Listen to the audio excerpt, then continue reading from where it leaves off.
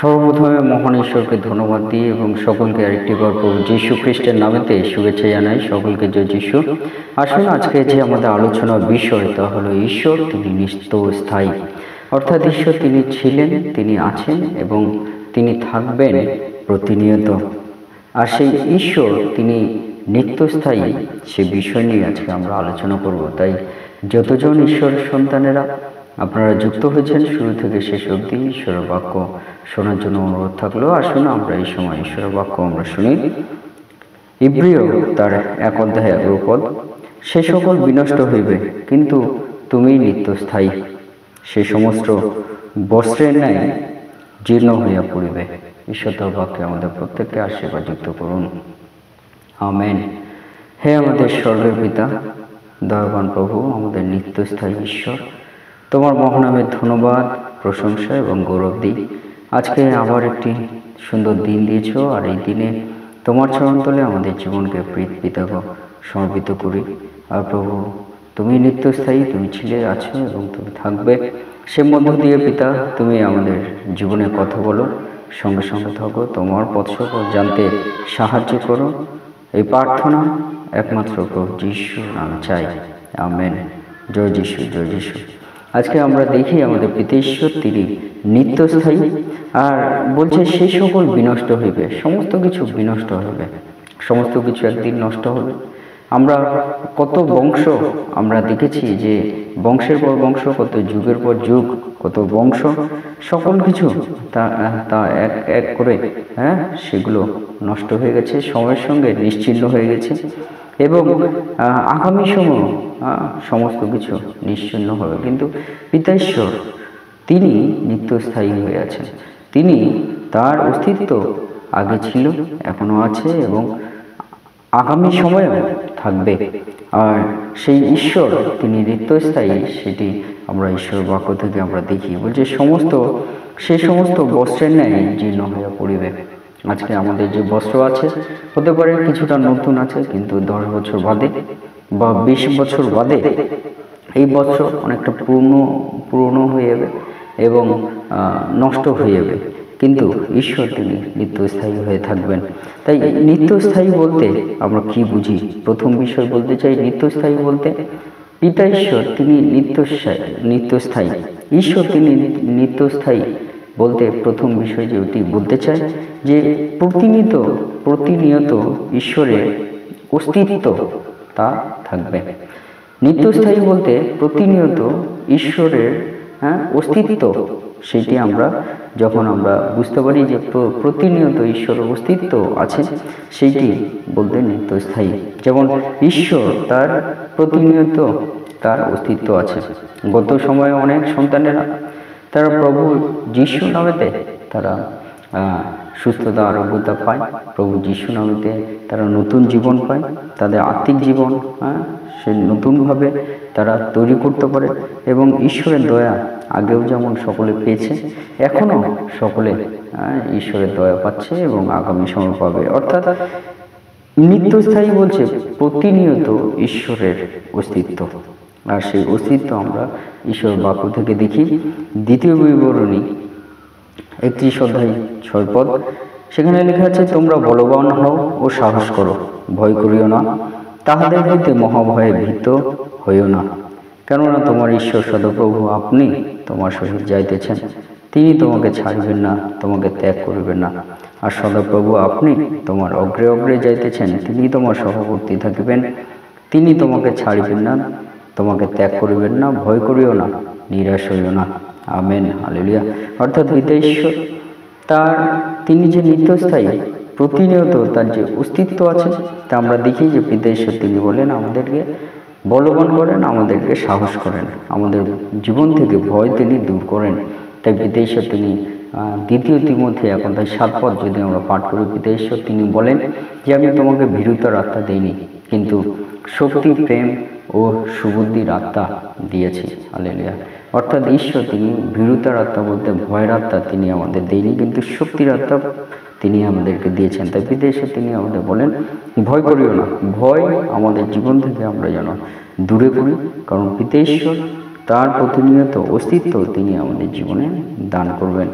তা তিনি আমাদেরকে শক্তির আত্মা দান করবেন। এবং পিতা ঈশ্বর বলছে, তাহাদের হইতে মহাভয় হয়ে ভীত হয় না। যারা আমাদের ভয় দেয়, ভীত করে, তাদের থেকে যেন আমরা ভয় না পাই, কিন্তু আমরা যেন শক্তির আত্মা পেয়ে পিতা ঈশ্বরের দয়াতে আমরা যেন এগিয়ে চলি। এবং সে পিতা ঈশ্বর তিনি বলছেন যে তিনি তোমার সঙ্গে যাইতেছেন, হালেলুয়া। তিনি তোমার সহিত যাইতেছেন, হালেলুয়া। অর্থাৎ পিতা ঈশ্বর নিত্যস্থায়ী বলতে প্রতিনিয়ত তার অস্তিত্ব আছে। আর কেমন অস্তিত্ব আছে বলছে যে তিনি আমাদের সহিত যাইতেছেন, অর্থাৎ আমাদের সঙ্গে সঙ্গে তিনি থাকেন। আমরা যেখানেই যাই না কেন পিতা ঈশ্বরকে ডাকলে তিনি আমাদের সঙ্গে সঙ্গে তিনি থাকেন। এবং বলছে কেমন তিনি সঙ্গে সঙ্গে আমাদের থাকেন, বলছে যে তিনি সদাপ্রভু আপনি তোমার অগ্রে অগ্রে যাইতেছেন। অর্থাৎ তিনি আমাদের সঙ্গে সঙ্গে নয়, কিন্তু আমাদের সঙ্গের থেকেও আমাদের সামনে দিয়ে তিনি এগিয়ে যাচ্ছেন। অর্থাৎ আমাদের ভয়গুলো তিনি দূর করে দেবেন। পিতা ঈশ্বর তিনি আমাদের সঙ্গে, আমাদের সহবর্তী এবং আমাদের সামনে তিনি আমাদের সঙ্গে সঙ্গে তিনি চলেন। আর সেই মধ্য দিয়ে আমরা বুঝতে পারি পিতা ঈশ্বর তিনি নিত্যস্থায়ী বলতে তার অস্তিত্ব প্রতিনিয়ত আছে, হালেলুয়া। 2 নম্বর বিষয় যে ঈশ্বর নিত্যস্থায়ী বলতে আমরা বলতে পারি যে সারপ্লাস। আমরা যোগ আমরা করি, গুণ করি, ভাগ করি, এবং আমরা বিয়োগ করেছি অঙ্ক, কিন্তু সেই যে বিয়োগ আমরা করি, ভাগ গুণ যা কিছু করি না কেন, তেমনি একটা যোগ চিহ্ন, সেইটি হলো পিতা ঈশ্বর। তিনি নিত্যস্থায়ী বলছে তিনি আমাদের জীবনে একটা যোগ চিহ্ন হয়ে, অর্থাৎ যুক্ত হয়ে বা এক্সট্রা আমাদের জীবনে যদি কিছু অ্যাড করার থাকে, তিনি আমাদের জীবনে নিত্যস্থায়ী হয়ে থাকেন। যেমন আমরা দেখি ফিলিপিও তার 4 অধ্যায় 13 পদে বলছে, যিনি আমাকে শক্তি দেন তাহাতে আমি সকলেই করিতে পারি, আমেন। অর্থাৎ আমাদের মনে রাখতে হবে যে আমাদের সঙ্গে আমাদের কেউ থাকুক, পরিবারের লোক, প্রতিবেশী বা আমাদের পরিচিত যে কেউ আমাদের সঙ্গে থাকুক বা না থাকুক, আমরা যেখানেই যাই না কেন পিতা ঈশ্বর তিনি আমাদের জীবনে এক্সট্রা হয়ে, আমাদের জীবনে সারপ্লাস হয়ে, যোগ চিহ্ন হয়ে, যুক্ত হয়ে আমাদের আমরা এক এবং পিতা ঈশ্বর এক, আমরা এক 2। অর্থাৎ পিতা ঈশ্বর তিনি আমাদের জীবনে যুক্ত হয়ে আমাদের সঙ্গে সঙ্গে থাকেন। অর্থাৎ মনে রাখতে হবে আমরা যেখানেই যাই না কেন আমরা যেন ভয় আমরা না পাই, কারণ পিতা ঈশ্বর যেখানেই আমরা যাব পিতা ঈশ্বর তিনি আমাদের সঙ্গে সঙ্গে থাকবেন, এক যোগ চিহ্ন হয়ে আমাদের সঙ্গে যুক্ত হয়ে তিনি থাকবেন। তাই তিনি আমাদের শক্তি দেন, তার শক্তিতে আমরা সকল কিছুই আমরা করতে পারি। তাই পিতা ঈশ্বর তিনি নিত্যস্থায়ী। ঈশ্বর তিনি নিত্যস্থায়ী। কেমন নিত্যস্থায়ী? তিনি আমার জীবনে এক্সট্রা বা সারপ্লাস বা যোগ হয়ে যুক্ত হয়ে আছেন।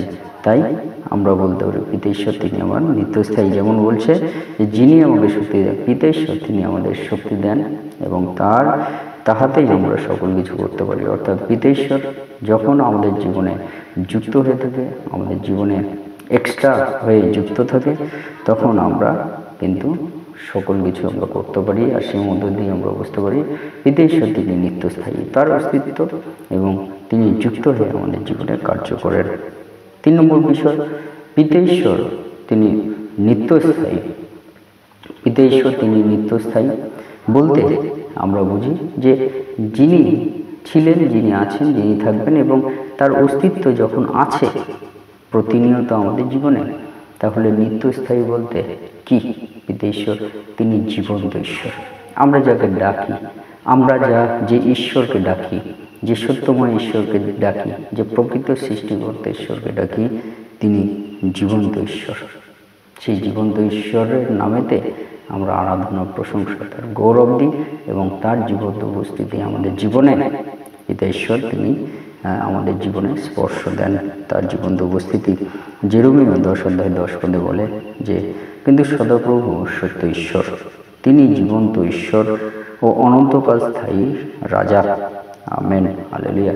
অর্থাৎ আমাদের মনে রাখতে হবে যে আমরা যে নিত্যস্থায়ী ঈশ্বরে আমরা যুক্ত, তিনি জীবন্ত ঈশ্বর এবং সত্য ঈশ্বর, তিনি অনন্তকালীন রাজা এবং তিনি জীবন্ত ঈশ্বর এবং তারই চরণতলে আমরা কিন্তু তাকে আমরা ধন্যবাদ, প্রশংসা, তার বন্দনা আর গৌরব করার আমরা সুযোগ পাই। তাই সেই ঈশ্বর তিনি নিত্যস্থায়ী বলতে জীবন্ত হয়ে তিনি আমার জীবনে কার্য করেন। যখন আমার জীবনে কার্য হয় তখন আমরা নতুনভাবে সৃষ্টি হই। যেমন 2 কোরিন্থীয় 5:17 লেখা আছে, যাহারা খ্রিস্টে থাকে তারা নতুন সৃষ্টি হইল। আমেন। অর্থাৎ জীবন্ত ঈশ্বর তিনি আমার জীবনে থাকলে আমার জীবনে নতুন কার্য ঘটে। সেটি কীভাবে আমরা বুঝতে পারি? ঈশ্বর তিনি নিত্যস্থায়ী ঈশ্বর। এবং 4 নম্বর বলতে চাই, নিত্যস্থায়ী বলতে লাইফ লং, অনন্তকালীন আমাদের জীবনে অনন্ত সময়ের কার্য তিনি করেন, অনন্তকালীন হয়ে আমাদের জীবনে থাকেন পিতা ঈশ্বর নিত্যস্থায়ী বলতে। যেমন যোহন 10:28 সেখানে আমরা লেখা আছে, দেখিয়ে আর আমি তোমার তাহাদিগকে অনন্ত জীবন দিই, তাহারা কখনোই বিনষ্ট হইবে না এবং কেহই আমার হস্ত হইতে তাহাদিগকে কাড়িয়া লইবে না। Amen, hallelujah. অর্থাৎ আমরা মনে রাখি যে নিত্যস্থায়ী বলতে লাইফ লং, অনন্তকালীন ঈশ্বর তিনি আমার জীবনে নিত্যস্থায়ী বলে অনন্তকালীন ধরে তিনি আমাদের জীবনে থাকবেন এবং তিনি আমাদেরকে অনন্ত জীবন দান করেন। বলছে যে আমি তাহাদিগকে অনন্ত জীবন দান করি, তাহারা কখনোই বিনষ্ট হইবে না। কেউ তাকে বিনষ্ট করতে পারবে না যারা নিত্যস্থায়ী ঈশ্বরের কাছে থাকেন। বলছে কেউই আমার হস্ত হইতে তাহাদিগকে কাড়িয়া লইবে না। কেউ, সেই যারা ঈশ্বরের সন্তানেরা প্রভু যিশুতে যুক্ত আছেন, কেউই ঈশ্বরের কাছ থেকে কেউই তাকে কেড়ে নিতে পারবে না। ঈশ্বর তিনি রক্ষা করবেন এবং অনন্ত জীবন তিনি দেবেন। তাই আজকে আমরা বুঝতে পারি যে ঈশ্বর নিত্যস্থায়ী বলতে প্রতিনিয়ত তার অস্তিত্ব আছে। ঈশ্বর নিত্যস্থায়ী বলতে আমাদের জীবনে একটা সারপ্লাস বা এক্সট্রা চিহ্ন, যেটা আমাদের জীবনে যুক্ত হয়ে থাকে, তার কার্য প্রকাশ পায়। এবং নিত্যস্থায়ী বলতে জীবন্ত ঈশ্বর, তিনি আমাদের জীবনে জীবন্ত ঈশ্বর এবং আমরা তার মহিমা, তার গৌরবে আমরা সুযোগ পাই। নিত্যস্থায়ী বলতে লাইফ লং, অনন্তকালীন ধরে তিনি থাকবেন এবং সেই ঈশ্বরের থেকে আমরা অনন্ত জীবন আমরা পেয়ে থাকি। তাই আসুন সেই নিত্যস্থায়ী ঈশ্বর, তিনি সেই নিত্যস্থায়ী ঈশ্বর আমাদের প্রভু যিশু, তার মহানামের আমরা ধন্যবাদ, তার গৌরব, তার প্রশংসা আমরা দিই তার মাধ্যমে সত্যময় ঈশ্বরকে। ঈশ্বর তার বাক্যে আমাদের প্রত্যেককে আশীর্বাদ যুক্ত করুন। আমেন। জয় যিশু, জয় যিশু।